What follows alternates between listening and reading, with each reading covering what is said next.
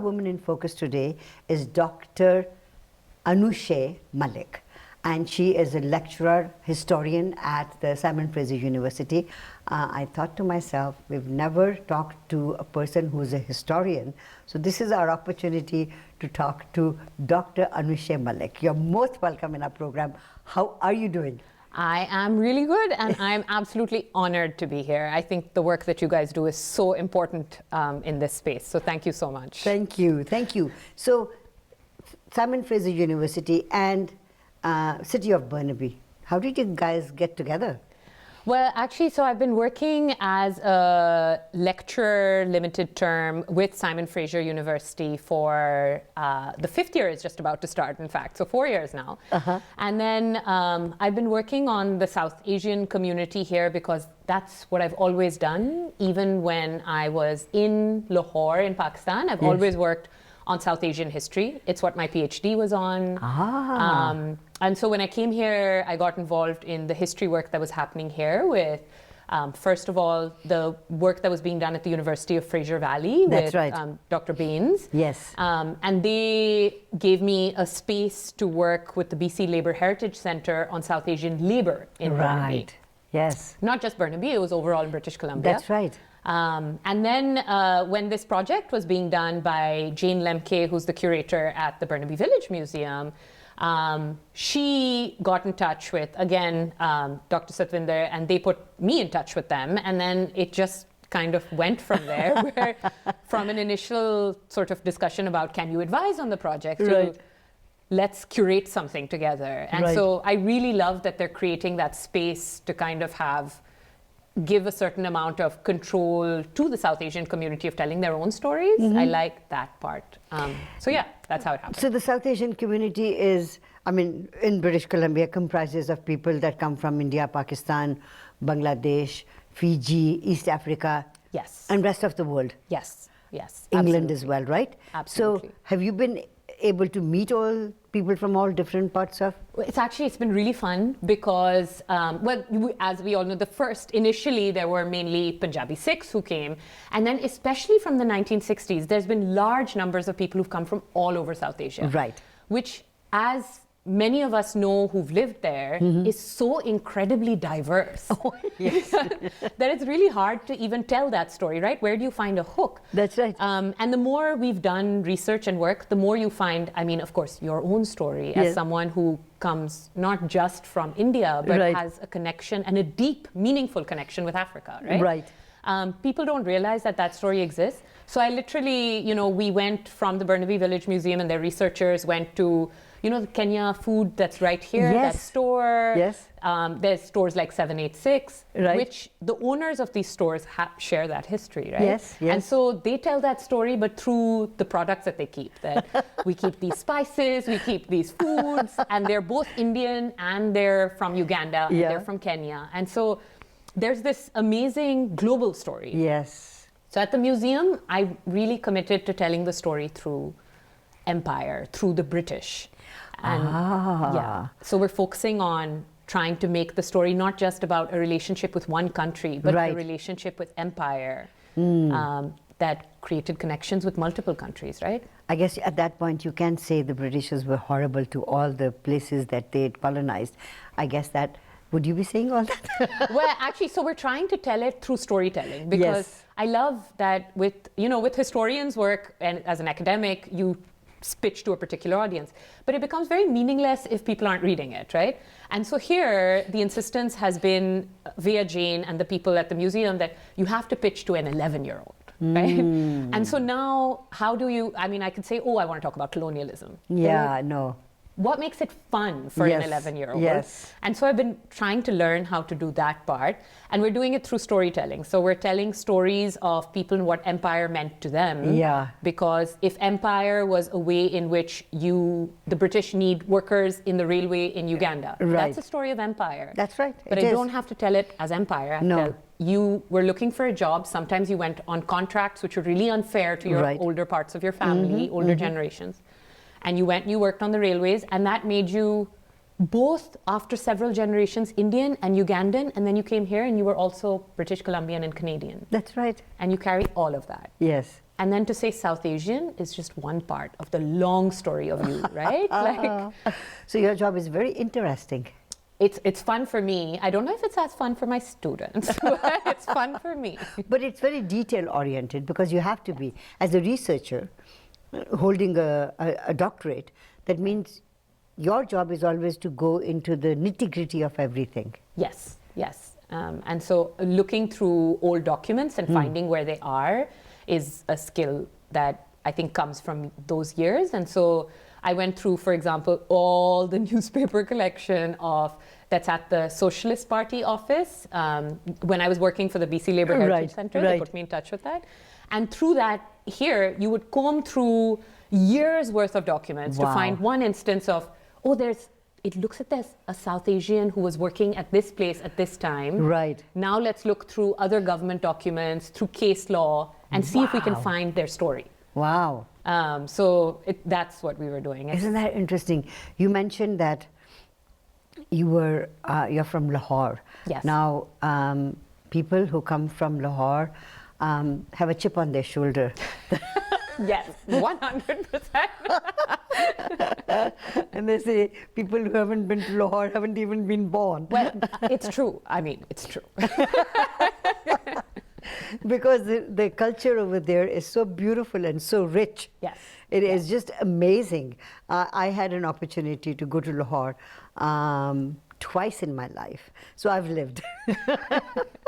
And every time I've been there, it's been with such warm feeling that people would meet with me. Yeah. And I think that is probably why they say if you haven't been to Lahore, you haven't lived, because you get to experience that warmth, right? Yes. So were you born in Lahore? Yes, yes. All right. So I'm going to talk about that, but let's take a very short commercial break and come back and find out what Lahore was like when you were born there. Okay. Yeah. Dr. Anushay Malik is our Woman in Focus today. Don't go away. We'll be right back.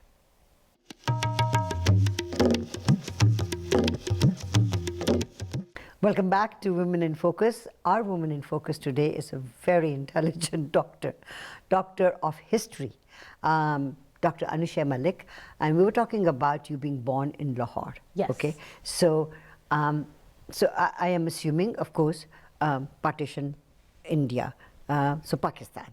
Yes. So let's take you to your childhood. What sort of childhood did you have? In many ways, it was really unconventional because my families, both sides, were informed by two very strong women. Oh. One was my paternal grandmother, who was widowed very young. Oh. And so I never met my grandfather. In fact, my mother never met my grandfather. And so for a woman in Pakistan to rear a family alone, you have to be made of steel. Oh, yeah. And so she actually raised us very much with this, you have to take things, you have to make sure people know you're safe, you know how to handle yourself, and you have to make your own way in the world. Wow. And actually all the municipal administration people around her house were terrified of her because if they didn't sort anything out, my grandmother would show up at their door and say, there is a puddle, you have not fixed it, okay, in front of my house, which is quite unusual for that time. And my grandmother on my mother's side, the same. Right. She had a reputation. Of course, the two of them did not get along. They were of course not, because they were both alike. That's why. Yes. You know, and whatever they had, they didn't like in the other person. Absolutely. That's exactly what it was. Interesting. So two strong women, and the influence on your mother and your dad probably was very important and very deep-rooted. Yes, it was very formative because right from the beginning then, my dad said things that other girls, I realized when I was much older, didn't hear, which is, if you have to go out and you go out at night on your own, which a lot of my peers weren't allowed to do, make sure you carry a dagger with you. I mean, who says that? You're like, the world is unsafe, but if you sit at home, you give in to the lack of security. Yeah. So go out and you have to take that risk, which maybe wasn't the smartest thing to say. Did you guys take him on that? We did. And I think a lot of what the girls in my family managed to achieve has to do with how all of them were influenced by those women. And so they were forcing us to go out. They said, you know, before you fall in love or you think of getting married, you have to have a degree in hand, okay? Wow. Otherwise you have nothing. And so that was kind of the motivation for... So here is a Muslim family, right? Yeah.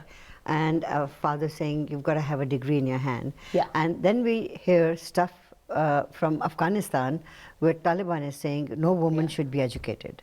Yeah, yeah. And isn't that just a dichotomy? It is. And it points to exactly what we've spoken about earlier, right? Yes. That so much diversity, even within religions, within practices.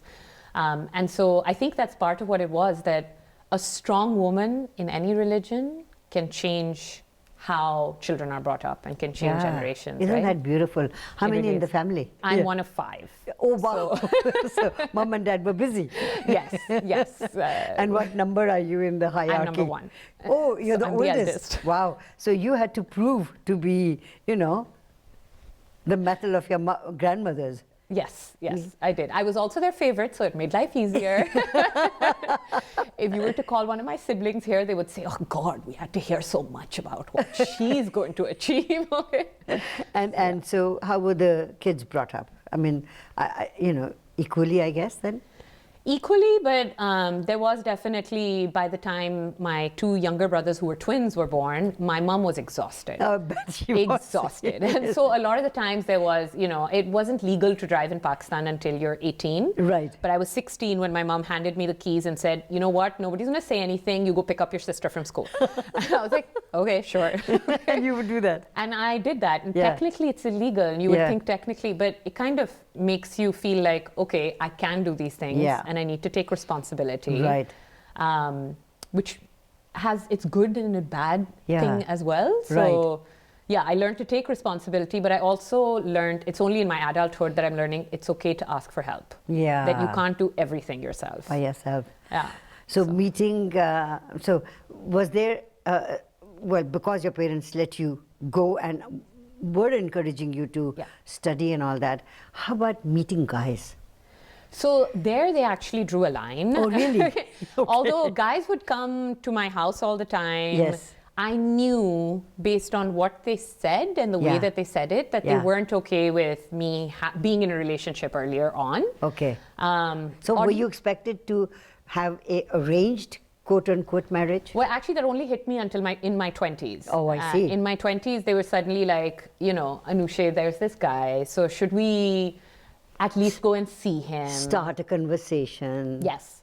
And well, very early on, I did actually date people. And I told my mother about them. Right. And my mother would kind of, you know, say, yeah, okay, if you're serious, you let me know. Yeah. Which, now that I think about it in retrospect, she could have reacted any number of ways. Yes, she could have. And weirdly, when I finally met Hassan, the person I ended up marrying, I told my mom, and she went and told my dad that we can't make her meet any other people because really she likes this guy and I think we should meet his parents. My dad's reaction was, Anushay, actually committed to marrying someone. It's not possible. I was like, what did you guys... You know, this was a revelation for me. That's what they thought of you. That's what they thought of me. I think he thought that I was so seriously into a career and into making something because I was working while I was studying. He was in a way relaxed and very happy. Anushay is going to get married. Yeah. So it made life a lot easier. So was it a big wedding? Was it? Did you? Both the sides met each other? They liked each other? Yes, they liked each other from the beginning, but they both wanted a very big wedding. Yes. And my husband and I didn't. Yes. And so we actually did talk about eloping briefly because we said. I mean, I knew him and was dating him for maybe 5 years. Wow, and mom and dad mom knew but dad didn't. Yeah, but dad didn't. And now in retrospect, I could have told him right from the beginning and he would have been okay with it. He only got angry at me once in this process, which is I got the Fulbright. Right. And he wanted me to go to the US. And at the same time, I got a scholarship. It was a government scholarship, so a Pakistan government scholarship, which would allow me to go to the UK. And he said that that's just not as prestigious as the Fulbright. So because my husband was already studying in the UK, I wanted to go there. That was the only time he got angry. He said, for a man, you're going to go and give up the Fulbright? I was like, I actually really want to be with him, and it's still the same degree.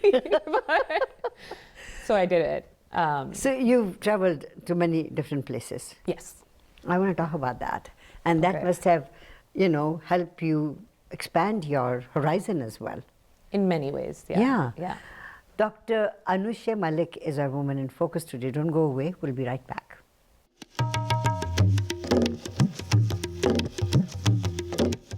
Welcome back to Women in Focus. Dr. Anushay Malik is our Woman in Focus today. So, Dad is saying, okay, why England? Go elsewhere. So did you guys get married before going to England? No. Oh, so he allowed you to go. Yes. With him. Yes. Very nice. Yes. They had to deal with a lot with the family. Right, I bet. They put their foot down. They said no. They are fine together and all that. Yeah. So this guy must be very good. Yes. He is. And then when you finished, so you finished your education there? Yes. So both my master's and my PhD were in London. In London. At the School of Oriental and African Studies. Wow. And it was an amazing experience because it was a school that used to train colonial officials, like British colonial officials. And they're trying to change their past. But simultaneously, they have documents on India, Pakistan, Bangladesh, Sri Lanka that the countries themselves don't have. Wow. Right? So it's possible to write and read history there that you can't even read from the places we call home, right? No. It's all edited. Yeah. And the rulers make history. They write history. So always. Whichever way they want to write it. So, but you also went to Amsterdam. Why did you go to Amsterdam? So I got a postdoc fellowship there at the end of my PhD. Right. And I was there for about 7 months. The best experience of my life. Really? Yeah, it Must have been good. And then the marriage. Yes. No, the marriage happened while I was still in London. So, right. Yeah. And then Hassan came back to Pakistan before me, so I was in Amsterdam on my own. And then actually when I was moving back, I had to move back for my scholarship in any case. Right. But there was one of my ex-supervisors offered me a fellowship in Germany, and I really wanted to take it, but I found out I was pregnant. Ah, interesting. So how many kids do you have? Two. A boy and a girl. A boy and a girl. And Sikandar. how are you with them? Well, actually, I like to think, Hassan and I like to think that we're trying to raise them in a way that is respectful of their past. Yes. But also gives them the space to make their present whatever they want. Because, we're cognizant of the fact that we're immigrants and we're first generation immigrants. And we want them to not have the weight of having to recarry tradition and be Pakistani. Right. But also simultaneously to be proud of what being Pakistani means in British Columbia, which is why I keep using the word, I know it's controversial, but I keep using the word South Asian to them because it gives you the flexibility to not just be from a country, but be from a space. How can we do it so that the kids would be very proud of their language as well and retain the language and yet, be Canadian and retain their Canadian? Yeah. Well, I'm struggling with this. I keep coming up with a different answer. So right now my answer is to show them as much as possible of what people of South Asian descent, whether they're from India, Pakistan, Bangladesh, what they're doing that agrees with your worldview. So you've been to so many different places in the world. Why did you choose Canada? Well, actually, for me and my husband at this time, it was also the immigration rules were easier. So there was the procedural aspect of it. It's only when I came here and I started teaching students that I realized so many of them don't realize what a visa is and what the kind of indignity of that process, regardless of how you may see yourself as well-traveled or cosmopolitan. At a visa office, you are Pakistani. And you're a nobody anyway. You're nobody. Yes, that's true. So and to see the world is such a privilege, right? Yes. So I want my kids to be able to have that, to be able to see the world and have that, the passport, really. Yeah. But after I moved here, and now that I've done the same things that I used to do in Lahore, I organize with a group of amazing women who are activists. And, there's so much going on at SFU. So one of the things that, would be really cool to discuss is I'm actually taking all my students who are working on Asia exhibits, to the school, the elementary school that's right next to SFU on Burnaby Mountain. Yes. And they're going to talk to 11 and 12-year-olds. Oh, that'll be fantastic. So those kind of projects make you feel so happy. Right. That you're achieving something, right? Yeah. Making a difference. Yeah, exactly. And so I think for me, that's what Canadian has started meaning. Talking about colonialism still the same way I've been talking about it before, and what it means within this context is something different with a settler colonial society. But at least talking about colonialism and history in a way that's telling stories to young kids. I think, interesting. Still brings meaning. And one day all the Aboriginal stories will seep into it too, because they've gone through so much actually horrendous living conditions and all that. Yeah. And that will be another story that you will be interested into. I mean, poor people have been given the name Indian. Yeah. They didn't need to have that. Yeah. We talk about them as indigenous, so as people who are indigenous to this place is so important. But also, I think one of the things I've learned from listening and reading more indigenous history is you can't say anything without communities themselves. So indigenous history belongs to the telling of, indigenous Native Americans, but simultaneously, then also when we talk about South Asian stories, they also belong to South Asians, right? And so that means highlighting the diversity of stories is something that you have to give agency back, right? And say, everyone has to tell their own story. Yes. They're not only for people from outside to tell in the way that it used to happen before. Yeah, right? It's their stories to tell. Yeah, I mean, SOAS, the place where I went to do my PhD, its entire library collection was built by Britishers who took those documents and took them back. The British Museum, the British Library, it's all stuff they took from India and took it back, and put it on display and then benefited from it. So, yeah, I mean, just questioning that who gets to tell the story? It's always the people who have power, right? That's right. If everyone just learns to ask that question, I think that would yield its own kind of power. But I would like to take this opportunity and thank you very much for taking time and talking to us. Thank you so much. Thank you for inviting me. This was Dr. Anushay Malik has been our Woman in Focus today. Don't go away. We'll be right back.